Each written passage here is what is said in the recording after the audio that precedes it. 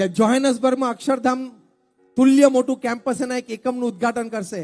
મેલબર્નમાં 100-125 એકરની જમીન ઉપર અક્ષરધામ તુલ્ય કેમ્પસનું ભૂમિપૂજન કરશે. 3.5 મહિનાની એમની આફ્રિકા ઓસ્ટ્રેલિયાની ટૂર છે. 92 વર્ષની ઉંમરે 92 વર્ષની વ્યક્તિ આપણા ઘરમાં હોય કે આ આડોસ પડોશમાં કરે છે શું એ તો જોજો. એને તમારે સવારે તૈયાર કરીને ખુરશીમાં બેસાડી દેવાના, નાસ્તો કરાવી દેવાનો, અને પછી એને બહાર તડકો આવે આવો શિયાળામાં તો લાકડી પછાડ આખી ખુરશી ઉચકીને બહાર તડકે લઈ જવાની, અને તડકો ત્યાં થોડો ચચરે એટલે બહારથી પાછા 2 ડંડા પછાડ એટલે ઉચકીને પાછો અંદર લાવવાનો. આટલું જ કરવાનું હોય 90 વર્ષની ઉંમરે. અને 11 વાગે સવારે સુઈ જાય એટલે ઘરમાં બધા નિરાત, હા ભલે 4-5 કલાક સુતા, નહીં તો શું વારે વારે પાછા અટેન્ડ કરવા પડે ને અડધો કલાકે ખાવાનું માંગે પેલું માંગે. 92 વર્ષની ઉંમરે Mahant Swami Maharaj is as agile, as active, as involved as a 50 or a 60-year-old person. આ કેમ થઈ શકે છે? શારીરિક રીતે તો પોસિબલ નથી આપણે માનીએ છીએ, yes or no? Physically it is not possible for a 92-year-old person. પ્રમુખ સ્વામી મહારાજ પણ 92 વર્ષની ઉંમર સુધી આટલા સુપર એક્ટિવ હતા. એનું કારણ શું? એનું કારણ આ વિચાર. પ્રમુખ સ્વામી મહારાજ એમના જીવનમાં જે મુખ્ય વિચાર ઉપર જીવ્યા, જે મુખ્ય જીવન ભાવના ઉપર એમને બધી પ્રવૃત્તિઓ કરી, અને આજે મહંત સ્વામી મહારાજ કરે છે એ આ છે. હું શબ્દશ જે પ્રમુખ સ્વામી મહારાજ પોતાની જીવન ભાવના બોલતા બોલું છું, અક્ષરશ. પ્રમુખ સ્વામી મહારાજ કહેતા, બીજાના ભલામાં આપણું ભલું, બીજાના સુખમાં આપણું સુખ, અન્યની પ્રગતિમાં આપણી પ્રગતિ. આને શું કહેવાય? Celebrating diversity and promoting inclusion. બીજાના ભલામાં એટલે બીજાના શબ્દો વાપર્યા, એમાં કોઈ ભેદભાવ રહ્યો નહીં. બીજામાં મારા સિવાય બધા આવી ગયા. જ્ઞાતિ, જાતિ, રંગ, ધર્મ કોઈ ભેદ જ ના રહ્યો. બીજાના સુખમાં આપણું સુખ એ શબ્દ પ્રમુખ સ્વામી મહારાજ બોલ્યા એટલે બીજા એટલે પોતા સિવાય બીજા બધા, કોઈ ભેદ વગર. એટલે સુખી કરવો એ જ જીવન મંત્ર હતો. તો આટલી બધી વિવિધતાનો એ સ્વીકાર કરીને દરેકની સાથે રહી શક્યા, દરેકને હળી મળી શક્યા, દરેકને પોતાના પ્રોજેક્ટમાં સમાવિષ્ટ કરી શક્યા, અને દરેક સાથે કામ કરી શક્યા. આનો લાભ છે. એટલે ફક્ત 5 ધોરણ ભણેલા હતા પ્રમુખ સ્વામી મહારાજ, પણ પારલૌકિક દ્રષ્ટિ એમની આ સમજણ હતી, અને લૌકિક દ્રષ્ટિ આ સમજણનો પ્રેક્ટિકલ ઉપયોગ છે માનવીય સંબંધો એ હતા. તો એક 5 ધોરણ ભણેલી વ્યક્તિ એક અંગ્રેજીનો વાક્ય સરખું નહોતા બોલી શકતા, આટલા વિશાળ ફલક ઉપર એમણે કામ કરીને બતાવ્યું.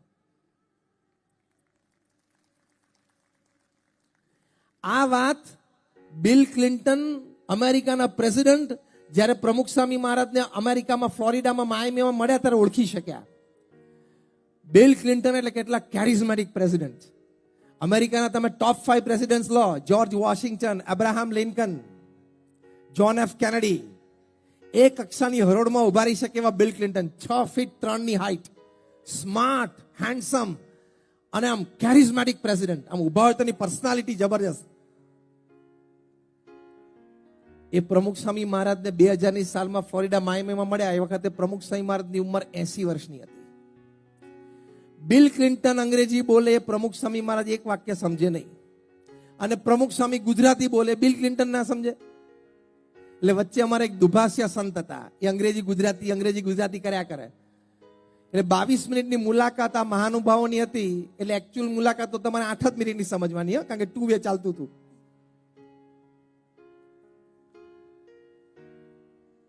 મુલાકાત પછી બિલ ક્લિન્ટન બોલ્યા કે I haven't seen such expressive eyes full of integrity in my life. પ્રમુખ સ્વામી મહારાજની આંખોમાં જે ભાવ હતો એ બિલ ક્લિન્ટન પકડી શક્યા, અને બોલ્યા, હું એનું ગુજરાતી ભાષાંતર કરું છું, આટલી પ્રભાવશાળી આંખો, ઇન્ટિગ્રિટી એટલે વફાદારી, પ્રમાણિકતા, વિશ્વસનીય પ્રકૃતિ અને વિશ્વસનીય વ્યક્તિત્વ, એ આટલું મેં કોઈની આંખોમાં આટલા ભાવ નથી જોયા. હવે પ્રેસિડેન્ટ બિલ ક્લિન્ટન કેટલા લોકોને મળ્યા હશે? દુનિયાભરના પ્રેસિડેન્ટને મન થાય કે આપણે અમેરિકાના પ્રેસિડેન્ટને એક વખત આપણે ટેન્યુઅર દરમિયાન ઓવલ ઓફિસ વ્હાઇટ હાઉસમાં મળી આવીએ. અત્યારથી લોકો લાઈનમાં લગાડી છે, ટ્રમ્પને મળવા જાય છે. હજી તો 25 દિવસની વાર છે એમને. જાન્યુઆરીની 20મી એ પ્રમુખ બનવાના છે. તોય લોકોને એમ થાય કે અમેરિકાના પ્રેસિડેન્ટને મળીને ઓવલ ઓફિસમાં એમની સાથે બેસીને ચા પીધી. અમેરિકાના પ્રેસિડેન્ટ કોઈથી ઇમ્પ્રેસ જ ના થાય, કારણ કે દુનિયાના રાજા છે. જો ને અત્યારે કેવું બોલે છે. હજી તો 25 દિવસની વાર છે. તોય કેનેડા આખા દેશને લઈ લેવો છે કે અમેરિકાનું 51મું સ્ટેટ બનાવી દેવું છે. ગ્રીનલેન્ડ આખું ડેનમાર્ક પાસેથી ખરીદી લેવું છે. લે, સ્ટેટમેન્ટ તો તમે જુઓ, પેલા એમેઝોન ઉપર ખરીદવાનું એ રીતે વાતો કરે છે. આખા દેશો ખરીદવાની, પૈસા આપીને ખરીદવાની. બોલો. એટલે અમેરિકાના પ્રેસિડેન્ટનો એનો પાવર તોર જુદો હોય, કારણ કે એને ખબર છે કે દુનિયાનો રાજા છે જ. દુનિયાની 50 મોટી સંસ્થાઓ, international monetary fund, world bank, બધું અમેરિકાના આધારે ચાલે છે. એટલે એ કોઈનાથી ઇમ્પ્રેસ જ ના થાય, એનો કોઈને પ્રભાવ જ ના પડે એના જીવન ઉપર.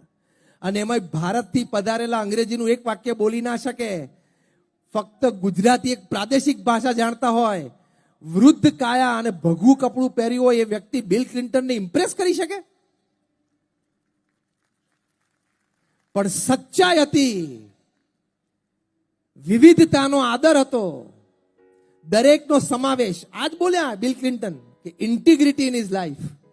અને પછી બીજું વાક્ય બોલ્યા કે I could C in his eyes. Bill Clinton બોલે છે કે આઈ કુડ સી ઇન પ્રમુખ સ્વામીઝ eyes that he has not pushed people to come in the front. He has taken people along with him in his journey of success. પ્રમુખ સ્વામી મહારાજે લોકોને ખસેડીને, આઘા કરીને, પાછા પાડીને આગળ નથી આવ્યા. એ દરેક જે એમના જીવનમાં વ્યક્તિ કોઈ પણ રીતે સંપર્કમાં આવ્યા એને સાથે રાખીને એ સુખી થાય, એની સાથે કામ કરીને દરેકને પ્રગતિના પંથ ઉપર સફળતા પોતાની સાથે જાતે અપાવી છે. આ કેટલો મોટો સદગુણ, કેટલા બધા લોકોનો સમાવેશ એમણે જીવનમાં કર્યો. આપણે ખાલી આપણા 5 પરિવારજનનો કરવાનો છે, 10 મિત્રોનો કરવાનો છે, અને ઓફિસમાં 5-25 જણા જોડે કામ કરતા એની જોડે જ કરવાનો છે. એમાં આપણે નિષ્ફળ જઈએ તો હવે તને કઈ કેટેગરીમાં ગણવો? આ લર્નિંગ મુખ્ય છે. બાકી પ્રોજેક્ટ કરીને પૈસા બનાવતા તો બધાને આવડે છે, ધંધા પાણી તો બધાને આવડે છે, અને ધૂળ જેવા ધંધામાંથી લોકો પૈસા પેદા કરે છે. ધૂળમાંથી એ કરે છે ને. વિવિધતામાં સ્વીકાર, એની સાથેનો રહેઠાણ, અને એ પ્રેમ અને આદર અને સમાવેશ એ મનુષ્ય જીવનની સફળતા છે, એ મનુષ્ય જીવનનો આનંદ છે. એટલે આપણે આ દિશામાં વાંચન, વિચાર, અભિગમ અને ચરિત્ર એ કેળવવાનો પ્રયત્ન કરવો જોઈએ. છેલ્લી વાત કહીને પૂરું કરું. એક પ્રસંગે પ્રમુખ સ્વામી મહારાજ એવું બોલેલા, હું એમને શબ્દશ કોટ કરું છું એટલા માટે કે એમને આવા વિશાળ ફલક ઉપર આટલું મોટું કાર્ય કર્યું. જે વ્યક્તિએ દુનિયાના 60 દેશોમાં 18,000 ગામો અને શહેરોમાં જાતે ગયા હોય, આજે 8 અબજની વસ્તીમાં જાહેર જીવન જીવનારી એક પણ વ્યક્તિ નથી કે જે 18,000 ગામોમાં ગયા હોય. પ્રમુખ સ્વામીમાં આ બધું 51 વર્ષની ઉંમર પછી છે. જ્યારે લોકો રિટાયરમેન્ટના પ્લાન ચાલુ કરે ને ત્યારે પ્રમુખ સ્વામી મહારાજની કારકિર્દી શરૂ થઈ, કારણ કે ગુરુપદે આવ્યા 1971માં. 51 થી 95માં દુનિયાના 60 દેશોમાં 18,000 ગામો શહેરોમાં જવું, ફરવા માટે નહીં. 22 વખત અમેરિકા ગયા પ્રમુખ સ્વામી મહારાજ. એક પણ વખત ડિઝનીલેન્ડ નથી ગયા, એક પણ વખત હોલીવુડ કે બેવરલી હિલ્સમાં જ્યાં હોલીવુડના એક્ટર્સ રહેશે જેના બંગલા જોવા નથી ગયા. વ્યક્તિગત જીવનમાં ચારિત્રનું ઘડતર થાય, પારિવારિક જીવનમાં સંવાદિતતા આવે, અને જાહેર જીવનમાં સેવાની પ્રેરણા મળે, એની માટે એમને વિચરણ કર્યું. 3.5 લાખ ઘર, ઓફિસ, ફેક્ટરીમાં જાતે ગયા છે. 7.5 લાખ પત્રોના જાતે લેખિત ઉત્તર આપ્યા છે. આપણે આપણા દીકરા દીકરીના લગ્ન 5-7 ઘરે પણ વ્યક્તિગત જવું પડે એવું હોય કે જ્યાં વડીલો રૂબરૂ જઈને કંકોત્રી આપવી પડે તો સાંજે પોળાથી બેસી બહુ થાકી ગયો. પ્રમુખ સ્વામી મહારાજે 51 થી 95માં ઓન એન એવરેજ રોજ 50 થી 70 પધરામણીઓ ઘરે ઘર કરી છે. અને 70-80 ના દાયકામાં જયારે ઇન્ફ્રાસ્ટ્રક્ચર ક્યાં હતું આપણા દેશમાં, આજથી 50-55 વર્ષ પહેલા અત્યાર કરતા તો ઘણું બધું નબળું હતું. તે વખતે કેટલા બધા લોકોને હળ્યા મળ્યા, 40 લાખ, 4 મિલિયન લોકોને વ્યક્તિગત મળી એના પ્રશ્નો સાંભળીને ઉત્તર આપ્યો વ્યક્તિગત મુલાકાતમાં. એ પ્રમુખ સ્વામી મહારાજ લોકો સાથે રહીને સંબંધ રાખીને કામ કરવાની આવડતમાં એક અદ્ભુત સૂત્ર આપણને આપ્યું છે. એ બોલ્યા, હવે હું શબ્દશઃ એમને કોટ કરું છું કે ઝેર ખાઈને પણ સંપ રાખવો પડશે. હવે આપણે કઈ સ્થૂળ રીતે ઝેર ખાઈને આત્મહત્યા નથી કરવાની, પણ તમારું મન ગમતું મૂકવું પડે એટલે ઝેર ખાધું કહેવાય. સામેવાળી વ્યક્તિ, હવે તમારા પત્ની છે કે તમારા પતિ છે, સામેવાળી વ્યક્તિ તમારા બિઝનેસ પાર્ટનર છે, સામેવાળી વ્યક્તિ તમારા સંતાન દીકરા દીકરી છે, સામેવાળી વ્યક્તિ તમારા વેવાઈ છે.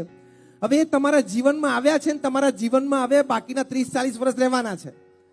તો એ વ્યક્તિને કેન્દ્રમાં રાખીને પછી એ વ્યક્તિનો જ સ્વીકાર સર્વાંગી કમ્પ્લીટ ઇન્ક્લુઝન એ તરફ દ્રષ્ટિ રાખીને બાકીના સ્વભાવ પ્રકૃતિ ઉપર નજર ન રાખીએ, એ ઝેર ખાધું કહેવાય. કે મારા લાઇક્સ ડિસલાઇક્સ નહીં, તારા લાઇક્સ ડિસલાઇક્સ ને કેન્દ્રમાં રાખીને તારી જોડે સંબંધ રાખીશ. પ્રમુખ સ્વામી મહારાજ બોલ્યા કે ઝેર ખાઈને પણ સંપ રાખવો પડશે તો સુખી થશો. તો આ એક સુંદર વાત છે. મહંત સ્વામી મહારાજ એક વાક્ય અદ્ભુત બોલે છે કે જ્યાં સંપ હોય ત્યાં ભગવાનનું દૈવત હોય. બીજું વાક્ય બોલે છે કે ભગવાન પુરુષોત્તમ નારાયણ એમ કે છે, ભગવાન સ્વામિનારાયણનું આ વાક્ય છે કે જ્યાં સુરત ભાવ હોય, દરેક પ્રત્યે સદભાવ હોય, એ ભગવાન એમ કે છે કે વ્યક્તિ મારો પ્રાણ થયો. તમે કોઈ વ્યક્તિ માટે એમ કહો કે હી ઇઝ માય સોલ, એનો મતલબ શું થયો? 2 bodies but 1 soul. શરીર અમારા બેના જુદા દેખાય છે પણ આત્મા અમારો એક છે, એવી મિત્રતા છે અમારે. ભગવાન એમ કે છે કે એ વ્યક્તિ પ્રત્યે મારે એવી મિત્રતા અને સદભાવ છે. જે વ્યક્તિ એમ માને છે કે દરેક વ્યક્તિ પ્રત્યે મારે સદભાવ છે. જે સુરત થયો એ ભગવાન સ્વામિનારાયણ કહે છે કે મારો પ્રાણ થયો.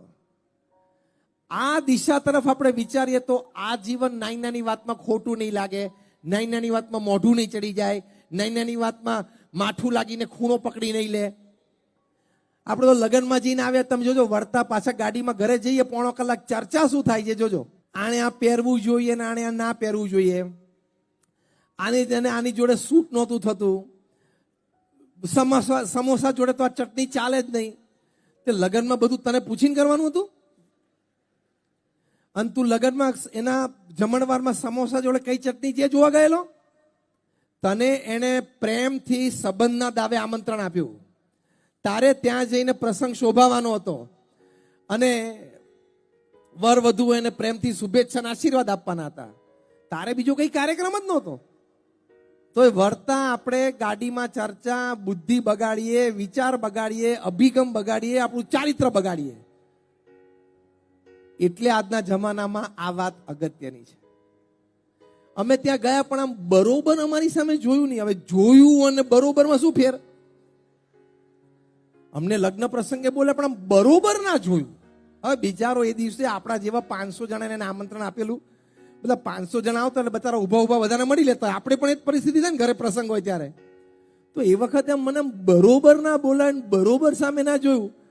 તારો વિચાર કેટલો હલકો કહેવાય, તારું વર્તન કેટલું હલકું કહેવાય. એ આવા પ્રસંગે તમે અપેક્ષા રાખો છો?